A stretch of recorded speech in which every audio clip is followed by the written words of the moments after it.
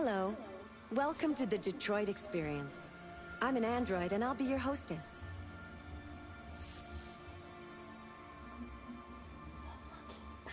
Bitch. Bitch is back. Oh my god. Fucking no, she's back.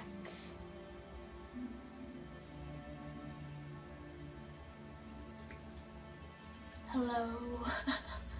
This is the extras section.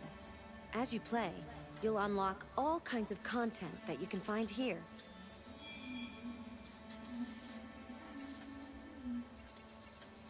Ooh. Okay, I want to purchase this.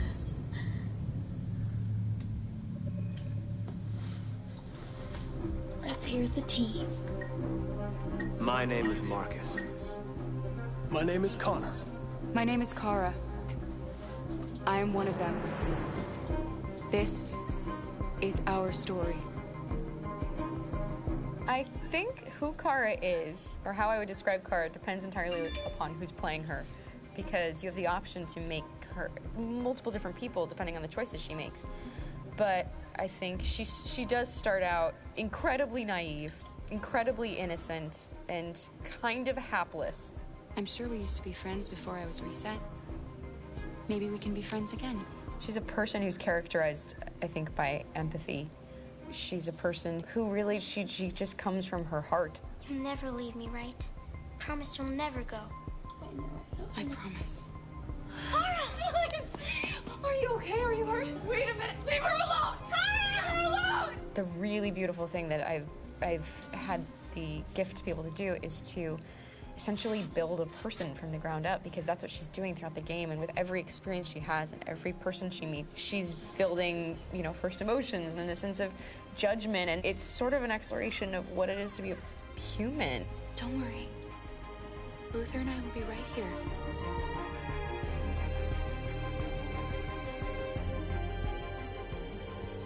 David and the creators have painted a really intriguing and engaging picture of a near future where we rely upon androids for a lot of our service class business, the class that serves us, that helps us, that handles our baristas and our drivers and our housemaids. And what is humanity, where we tap into it, how and why we treat each other the way that we do.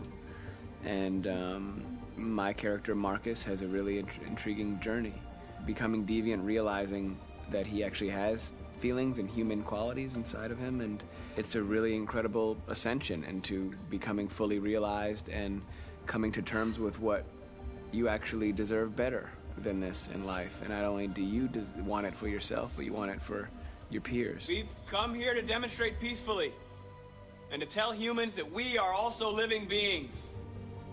All we want is to live free. You know what? This thing, Dad, is not your son. It's a fucking machine! I think that a group that feels marginalized, feels disenfranchised, feels like they deserve and have earned access to themselves and the environment around them, and are trying to figure out a way to articulate how to get freedom. Connor is analytical. I love this guy. Connor takes things literally. He starts in the beginning place where he's very mechanical. He feels nothing inside, of course, and it's all just a system, a protocol that he is executing to get whatever he wants to happen, which is help humans stop deviants and to find the link between deviant androids. You were designed to serve humans, not kill them. What was I designed to be? Their slave? Their toy? Just say, I killed him. Is it that hard to say? Stop it! Stop! But of course, over the course of the story, and depending on the player's choices, Connor can grow in many different ways. He can deviate from that procedure or not. Moment of truth, Hank. Am I a living being? Or just a machine? I love Connor because he's smart, he's funny, and he has like, he's a good person.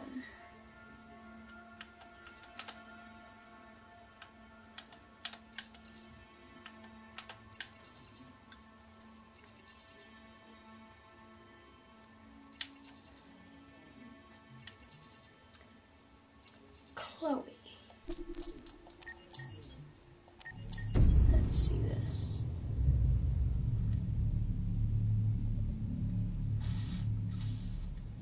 For starters, what should I call you? I'm Chloe. And you, what's your name? Oh, John. My name is John. Delighted to meet you, John. Could you tell us a little about yourself and what you can do, Chloe? Of course. I'm the first personal assistant built by CyberLife. I take care of most everyday tasks like cooking, housework, or managing your appointments, for example. And I understand you're the first android to have passed the Turing test. Could you tell us a little more about that? I really didn't do much, you know. I just spoke with a few humans to see if they could tell the difference between me and a real person. It was a really interesting experience. But this is the first time in history that man has created a machine more intelligent than himself. I gather your brain can perform several billion operations per second, is that right? Absolutely, but I only exist thanks to the intelligence of the humans who designed me. And, you know, they have something I could never have. Really? And what's that? A soul.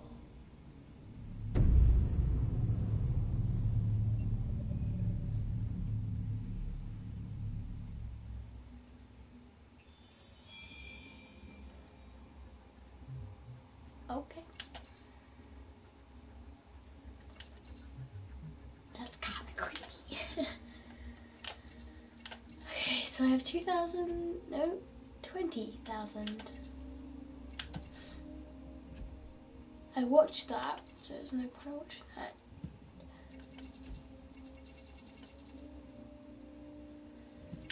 I want to find more about this guy. Wait, what? I just been 10,000 by accident. It's fine, though, right? It's fine. In the space of a few years, androids have completely transformed the world in which we live. By letting androids into our homes and factories, the CyberLife company has made them everyday technology. The founder of CyberLife, Elijah Kamsky, is a very discreet man. Despite being the CEO of the highest valued company in the world and being voted Man of the Year by Century Magazine, he remains a mystery for most people. That's why we at KNC are so excited to be here as CyberLife opens its doors for the first time. Elijah Kamsky, could you please tell us where we are? Certainly, and welcome. We're currently in CyberLife's production center in Detroit, where all models are designed and manufactured. More than 10,000 androids come off the production line every day. Fascinating. Could you tell us what your goal was when you founded CyberLife? Well, I simply wanted to use technology to carry out all of our most annoying and repetitive tasks, so we'd have more time to enjoy life. I imagine you must have faced many challenges. Yes, there were technical challenges. But the hardest thing was to design an object that we would want to welcome into our homes. We had to imagine a machine in our own image that resembles us in every way. That moves, breathes, blinks like us, but yet is smarter and more capable than any human being. Let me show you around. We're here in Production Unit 4. Could you explain in a few words how the androids are made? Sure, yeah, it's very simple. We use machines to manufacture machines. The removable parts are assembled on a production line, and then we apply a synthetic skin to the whole body. A human operator checks the cognitive abilities with a pre-established protocol, and finally, the android is conditioned and sent out throughout the country. Here's the result. Say something. Hello. I am a RZ-400 model. How can I be of service? You can go now.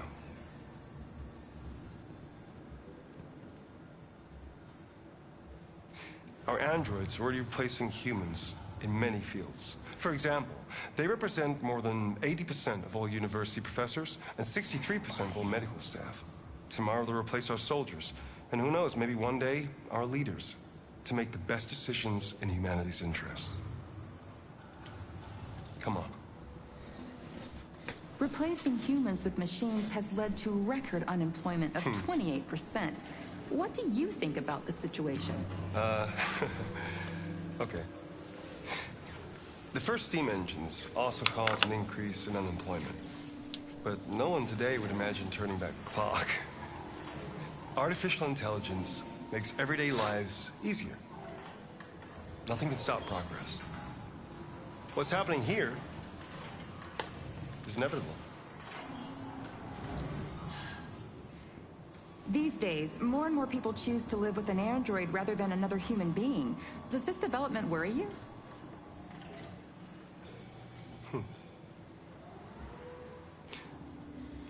Everything's much easier with an android. They obey your orders without ever complaining. They can cook, discuss philosophy with you, have intimate relationships according to your desires. They never say no. Obviously, they are the perfect partner. Everyone deserves happiness. Why deprive yourself of so-called moral reasons when a machine can make you happy? Many science fiction books tell the story of how machines become more intelligent than us and end up confronting us. Aren't you worried about that possibility? I understand the irrational fears about artificial intelligence, but I assure you, that will never happen with a CyberLife android. They're designed to obey humans. They're machines. They can't ever develop any sort of desires or form of consciousness. Are you sure? I'm absolutely certain. You can trust me.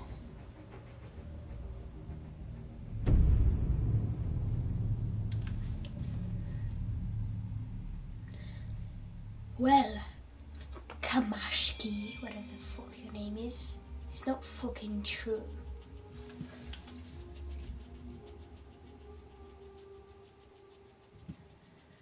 I know a little more about this guy. I only knew him for a very short time.